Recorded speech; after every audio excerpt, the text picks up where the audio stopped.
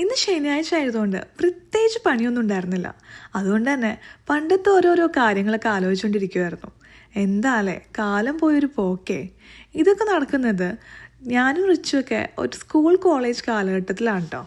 ആ സമയത്തൊക്കെ നാട്ടുകാരുടെയും വീട്ടുകാരുടെയും CCTV ഫോക്കസ് മൊത്തം ഞാനും എൻ്റെ അനിയത്തി റിച്ചുവായിരുന്നു. ഞാനും എൻ്റെ അനിയത്തിയും എന്തൊക്കെ ചെയ്യുന്നു, എന്തൊക്കെ ടൈപ്പ് ഡ്രസ്സ് ഇടുന്നു, അല്ലെങ്കിൽ ആരോടൊക്കെ സംസാരിക്കുന്നു എന്ന് നോക്കി നിൽക്കുന്ന ഞങ്ങളോട് അത്രയ്ക്കും അധികം സ്നേഹമുള്ള കുറച്ച് നല്ല ആൾക്കാർ.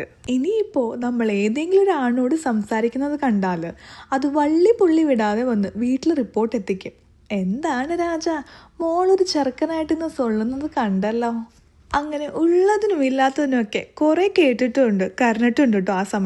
ആ സമയത്തൊക്കെ ഒരാണും പെണ്ണും കൂടെ സംസാരിച്ചാൽ എന്തോ വലിയ തെറ്റുപോലെയായിരുന്നു. ഇനിയിപ്പോൾ പ്രേമം കൂടാണെന്ന് പറഞ്ഞാൽ പിന്നെ പറയണ്ട, അവർ നമുക്കൊരു സർട്ടിഫിക്കറ്റ് അങ്ങ് അടിച്ചു തരും. ഓ, അവള് ശരിയല്ല.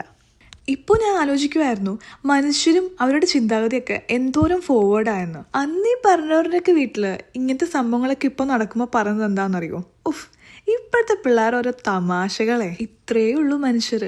സിനിമയിൽ പറയുന്ന പോലെ നാടോടുമ്പോൾ നടുവേ ഓടണം ജോർജ് കുട്ടി. പക്ഷെ ഇതിലൂടെ കടന്നുപോയവർക്കേ അവരന്ന് അനുഭവിച്ച സങ്കടത്തിന്റെയും നാണക്കേടിന്റെ ആഴം മനസ്സിലാവുള്ളൂ. ഒരു പെൺകുട്ടി ഒരു ഇച്ചിരി മേക്കപ്പ് ഇട്ടതുകൊണ്ടോ അല്ലെങ്കിൽ ഒരു സ്ലീവ്ലെസ് ടോപ്പ് ഇട്ടതുകൊണ്ടോ ഒരാണോട് സംസാരിച്ചതോ കൊണ്ട് മോശക്കാരി ആവുന്നില്ല.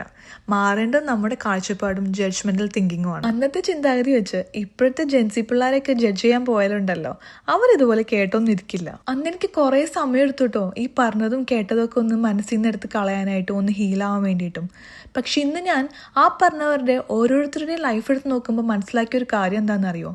കർമ്മ എന്ന് പറയുന്നത് ഒരു ബൂമറാങ് ആണ്. നമ്മളൊരാളെ ക്രിട്ടിസൈസ് ചെയ്യുമ്പോഴോ ജഡ്ജ് ചെയ്യുമ്പോഴോ ഒന്ന് ഓർക്കുക, നമുക്കൊരു ഫാമിലി ഉണ്ട്, അവർ നമുക്ക് എന്തോരം വേണ്ടപ്പെട്ടതാണെന്നും നാളെ നമുക്കിത് വന്നുകൂടായികയില്ല.